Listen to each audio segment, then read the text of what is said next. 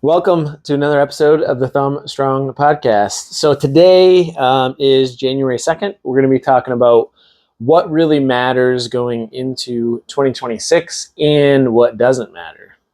So, Bethany, what are the kind of things that we're going to cover today as we flow through what really matters for the year? Yeah. Biggest things that we're going to go over, what to focus on, maybe not changing everything at once. It's like a big overview. What small changes that you can make that make the biggest impact going into this new year. And also a little bit of how to avoid the common pitfalls of New Year's resolutions that die out by, February or March. And so how to make them stick for longer. And so in that way, you don't have to keep making the same resolution every year. Yeah. So we have kind of four things that matter most is what we narrowed it down to. We're going to talk about not overcomplicating it too. Yeah. Focusing on what moves the needle and not going 100%. And then just simplifying the year. So the habits that change everything. So Yes. Section 1, we're going to kind of go over why most people overcomplicate fitness, especially as they start 2026. So what are some of the main reasons or things that people do to overcomplicate it? Yeah. One of the biggest things is people see what others are doing online and they compare either where they're at and where someone else is, or they see what they're doing and it's some new exciting sexy type of trend where it's like, oh, this is going to be the secret to getting in shape this year. And so they gravitate towards that, and it just usually overcomplicates whatever that they actually need to do. They get misinformed from those things or from different workouts, hacks, trends, and then feeling behind or overwhelmed with all that online. A lot of it stems from the online comparison. Yeah. Feeling behind other people that you may see, and then having that all or nothing mindset of like, if you can't be 100% perfect, then might as well not be perfect at all, like do nothing, rather than an improvement or a growth mindset of, okay, how can I get better? How can I just up it a little bit each time? Mm-hmm. And then the extreme solutions are very appealing. So things like carnivore, it's like, it's very extreme. Keto's sort of extreme. There's just so many things where people think, okay, I have to start doing this, or I have to like run, 5 miles a day, or even like 75 hard. I mean, we've done that before too, but we were also like training for CrossFit. I did 75 hard, after 13 years of consistent training and eating pretty good and being a coach for 8 years. I mean, then we did something that was really hard. But for somebody that's never been consistent with fitness or nutrition or anything, it might be kind of challenging to jump right into something like that. Yeah. It might be a little too extensive. Which sometimes mentally it's easier to buy in when it is more challenging, and it is like that, okay, 75 days, got to lock in. Yeah. So in that way it can be good, but then the problem is if you go too hard, you're going to burn out really fast, and then at the end of it, you're going to want nothing to do with it. Yeah, you're not going to want to continue doing it. Yeah. So it's like, hey, if you've been in health and fitness for a while and you do just want like a reset or something, maybe it's not a bad idea. But then if it's somebody that's brand new, probably not the best. Yeah. And talking about internet, like I think you're right. Like it's the biggest influence, and it's unfortunate because it's led everybody to believe that fitness and results can be achieved very fast. And because I was sitting here wondering, I was like, why does everybody think that they can just get super fit and achieve their goals so fast when like everything else in life takes time? Mm-hmm. You don't learn everything you need to learn in 30 days, for your career. Like you go to college for 4 years, you go to high school and middle school and elementary, it takes 12 years to go through school. Like everything that is worthwhile or, the big things in life, they take a long time, Why does getting fit and being healthy and achieving your goals, why does that always have to be such a fast track 30 to 60 day thing? I have no idea. It basically just comes to marketing online from these diets and extreme, workout programs, stuff like that. Right. Because everybody that I meet with, I talk about what we're going to start them with. Like, all right, we're going to start with, maybe it's 2 days a week coming in and training, like personal and group. And we might make adjustments, but I tell them this, I really want you to get your mind wrapped around the next year. Because if you can commit to a year, your results and the way you feel and just your lifestyle will completely transform compared to if you only do it for a month or two. Right. And like, we've got a wall of fame back here, and you can see Colleen and Diane and Janine and Tanya, like the people that have their 1 year transformation, how much more exponential their results are even. Right. And there's people that are still working out. So that's cool too. Yes. So the consistency stays. Yeah. So we're going to get into, okay, what 4 habits should we focus on for the year? Yeah. Or what matter the most? There's obviously a lot of different things that you can do, but these are what we would believe matter the most. So what's the first one? First one is strength training, 2 to 3 times a week, ideally. This has been studied countless times. We've repeated this so many different times, but it's just good to hammer home. Strength or resistance training, that's what's going to move the needle on body composition more so than even like cardio or any other form. They've done so many different studies, and they've actually compared strength training while you're, have the goal of losing weight, losing body fat, to cardio. And while with cardio you do lose more total weight, a lot of that is coming from lean muscle mass. Yep, and water. But then they compared the group that did the strength training, resistance training, and a little bit of cardio, and we're doing the fat loss, dieting, everything like that, and they lost more body fat percentage, right, even though their total weight loss was different because they gained a little bit of lean muscle mass, or at least maintained it. Yep. So it's like, yeah, it might be really gratifying to look at the scale and see the pounds dropping off, but then it's like, what are you actually losing? Are you losing good stuff and, the body fat? So having 2 to 3 days in there just helps with metabolism, insulin sensitivity, preserving your lean muscle, joint health, bone density, boosting confidence, mental resilience, everything, like all the good things. Yeah. And I've been hearing I've been having conversations with people, especially as the new year kicks off, but I've had some conversations, and the last couple, some people have been really adamant on strength training because of limitation. Maybe maybe they had a previous injury, so they're like, oh, I injured my shoulder a couple years ago, so I can't lift. And I try to educate people, like, if you had a previous injury, you can strengthen the muscles around it, and a lot of times alleviate a lot of the restrictions or limitations or pain by strength training. So like, if you had a past injury, as long as you do things that aren't going to hurt it or make it worse, you can actually strengthen it and make it better. Mm-hmm. And we teach people how to do that all the time, or even if you can't train your shoulder, it's like, okay, but there's a whole other body, body parts and groups and everything that you can train. Another great point. Yeah. So like, you have a bum shoulder, like you injured it, you can come in and you can actually train the other arm and your legs, your core. There's actually studies that show, like, if you injure your left arm and you train your right arm, you'll actually maintain a little bit more of the muscle and strength in that left arm while it's recovering, which is very cool.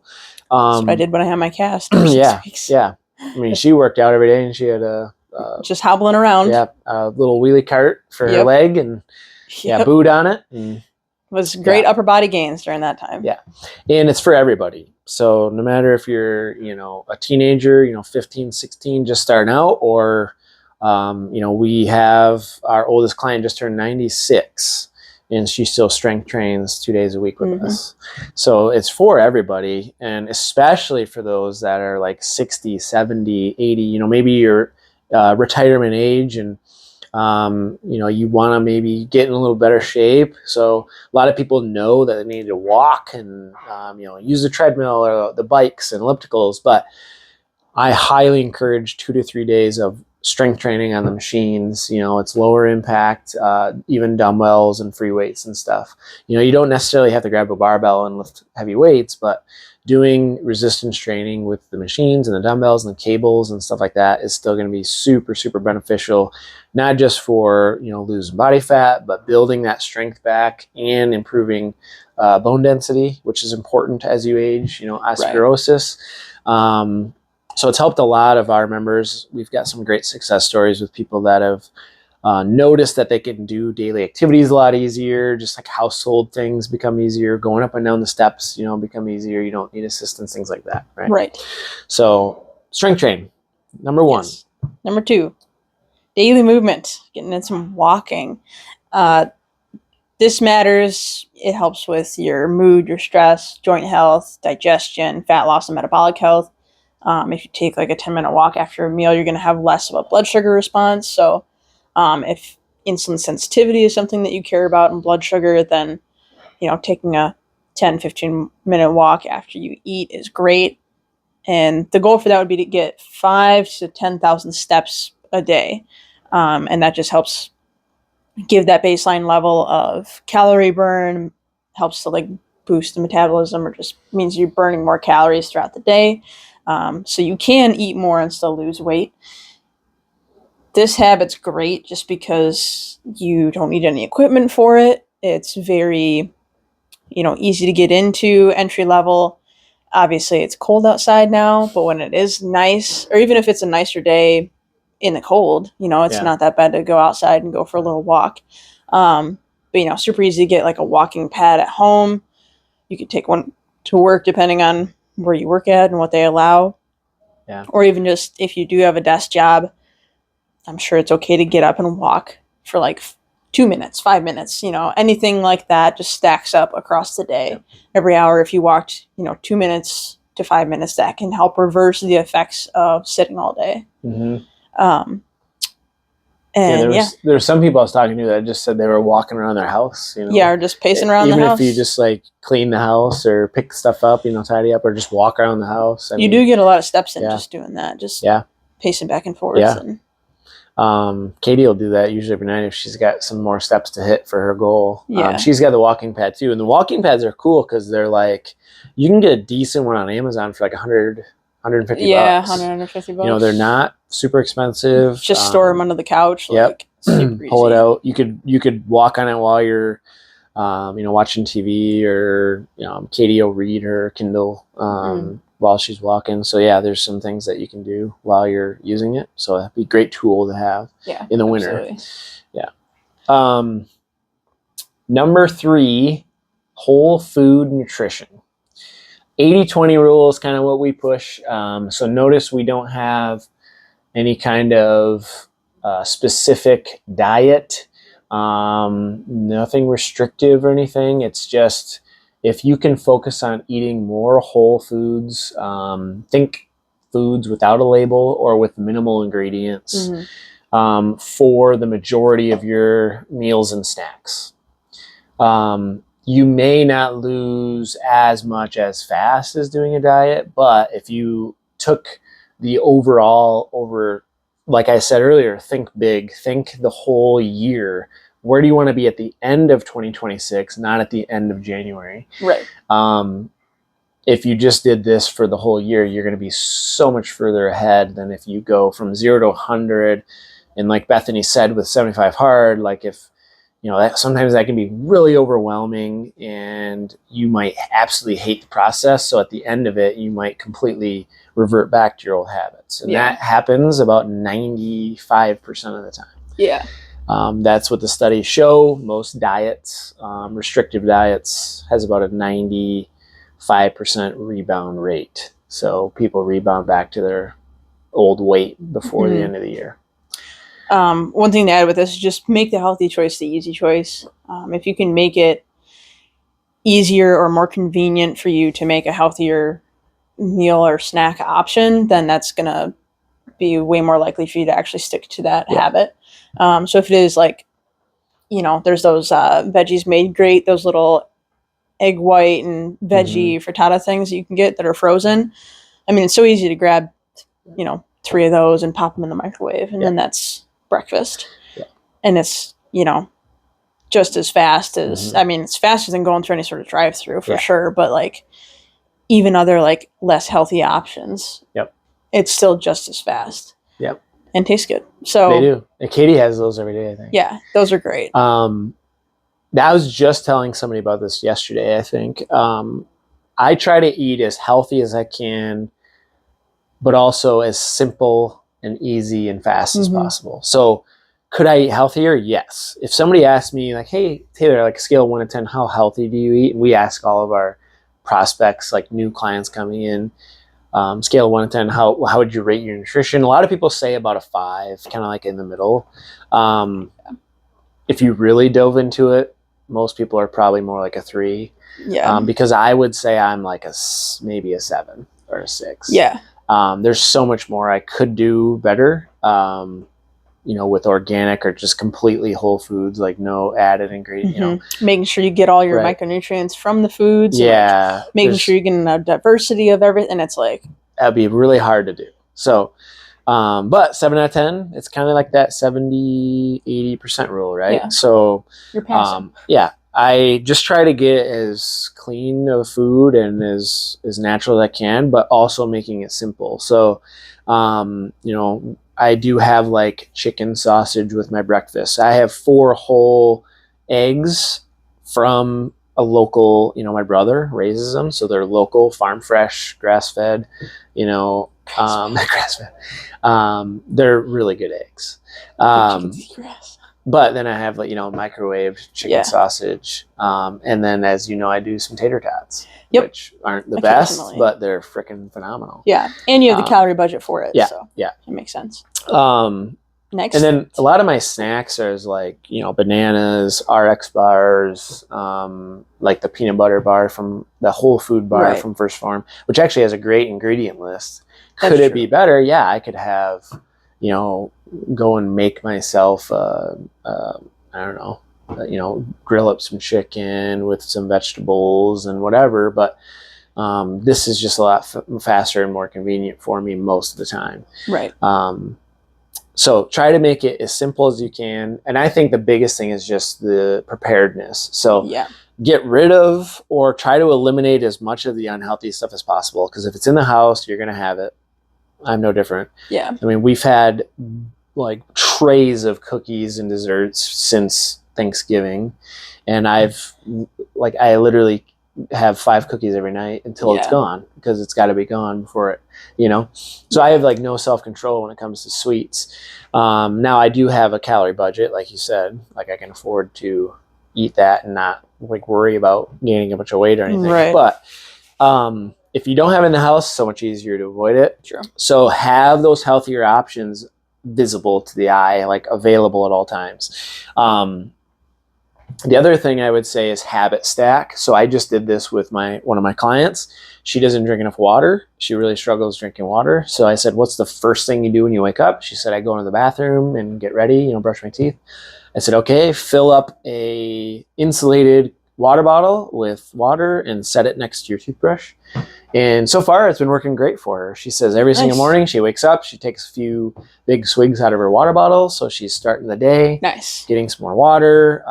When we wake up, we're already dehydrated. Usually we turn to coffee, which is a diuretic anyways. So you're a little bit more dehydrated after you drink that. So if you start with some water and then have your caffeine, you're kind of getting the best of both. In my opinion, you get hydrated first and then you can enjoy your coffee. So habit stack. If you're a coffee drinker, put your water next to your coffee. Have your water first, then your coffee. All right. Anything else on the nutrition part of it? Oh, that's good. All right. Last thing, potentially most important, sleep and recovery. Yes. What do you got? That sleep is very underrated. People, it's easier to focus on all the other things and then discount sleep. I'm also one of those people. But getting more sleep is it's like taking a performance enhancing drug, essentially. If you get, if you're sleeping 5 hours a night and you go from 5 to 6 or 7 hours, then, your growth hormone goes up. You have better cortisol regulation, better just hormonal regulation all around. Like your appetite and cravings are different, your mood, energy, focus, the amount of fat that you lose from the weight that you lose is higher. It's a higher percentage of that. And then you actually maintain or grow more muscle mass when you're sleeping more. And then like your energy's better. So if your energy's better, you're going to train harder. You're going to have more motivation to do all the like prep and everything like that. So it's great. I mean, if you think about one of the main reasons why most people don't work out is because they're like too tired or don't have time. Yeah. And a lot of it just comes down to like, okay, are you sleeping well enough and recovering so that you have the energy to be able to do the things you want to do, right? Yeah. Yeah, it is definitely underrated. And if you can't, okay, you might be thinking, all right, Bethany Taylor, this sounds great, but like I can't sleep 8 hours. Like maybe you don't have that much availability.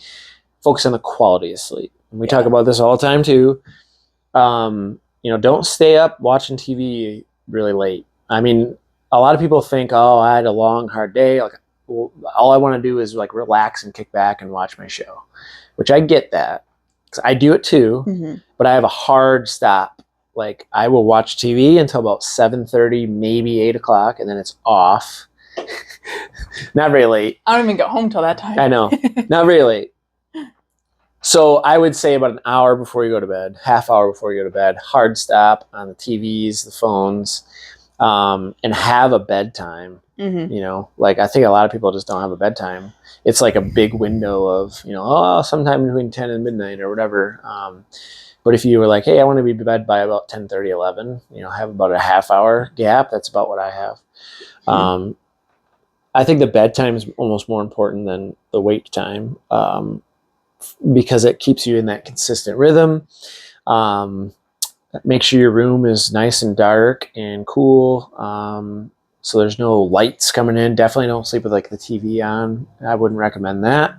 But there's a lot of things that you can do to just help with the quality of sleep. I think main one is going to bed at a decent time, making sure you're not watching TV or on your phone right up until you go to bed. Yeah. Is going to help a lot. Alcohol doesn't help at all with getting REM sleep and deep sleep. So if you like have a couple drinks to relax and help you sleep, you might fall asleep quicker, but your quality of sleep isn't going to be better. Yeah. And that's what we're really talking about is deep sleep is recovery of the body. REM sleep is recovery of the mind. So if you had a long, stressful day, you want as much REM sleep as you possibly can. And staying up late watching TV is not going to help with that. So focus on your sleep and your recovery. What doesn't matter? So really quick, perfect macros does not matter because it's never going to be possible to do it long term. So always think, can I do this for like the whole year? Don't think 30 days. Yeah. Trendy Trendy diets, unless you can honestly tell yourself, I can see myself doing keto for the rest of my life, I wouldn't recommend doing it. So if you can, go for it. But if you're like, oh, I really love carbs, I don't think I could do keto forever, I would recommend just going a different route, maybe more of the whole food, right? Expensive or magic supplements. I'm a huge supplement guy, but they are not a replacement for anything. They are a supplement to the regimen. Yeah. So like you can't just replace everything with supplements and expect to get great results. You can add it too. So you need to do the basics first. You still have to train, still got to eat healthy, get enough protein, etc. And then you can take your supplement. Training 6 to 7 days a week. This is kind of another myth. You don't have to lift that many days a week. We do 2 to 3 full body workouts. As long as you're hitting every muscle group for a certain number of sets and reps and volume, you're going to get great results. Yep. Starting perfectly on January 1st, another myth. You don't have to. You can literally pick back up and start whenever during the year. You will hit roadblocks. The important thing is to keep going. Fast progress. That's another myth. Don't worry about fast progress. Just focus on consistency. Yeah. So how to put this into action? Choose 1 to 2 habits to start with, not all 4 things. So maybe it's like, okay, I'm going to start going to the gym. Strength training is your habit. Maybe you need to start eating better. Whole food nutrition is your habit, right? Build confidence through small wins. So recognize every little thing that you do that is better than you did yesterday. So like, We talk about being 1% better every day. So it's like if you're getting in your walks, if you're getting in your workout, if you're getting in your healthy snack, Yep. celebrate and recognize the win. That's going to help you long term. Focus on the consistency over the intensity. As I said, showing up 2 days a week all year long is going to be better than 7 days a week for the first 2 months of the year. Right. Anything else you want to add to that part of it? And Okay. Yeah, this is kind of a short and sweet. We have a client coming in, so we had to make it quick. So hopefully this was helpful. Good luck with your 2026. If you haven't already, set some goals for yourself and then pick your word. We did last episode where you picked a word that's going to kind of set the tone for the year. If I remember correctly, yours was regimented. yes. And mine was persistence. A lot of people had consistency, I've seen, and others. So pick a word, remind yourself of it, start with a couple habits, and just keep plugging away, stay consistent all year long. So until next time, stay healthy, and we'll see you soon.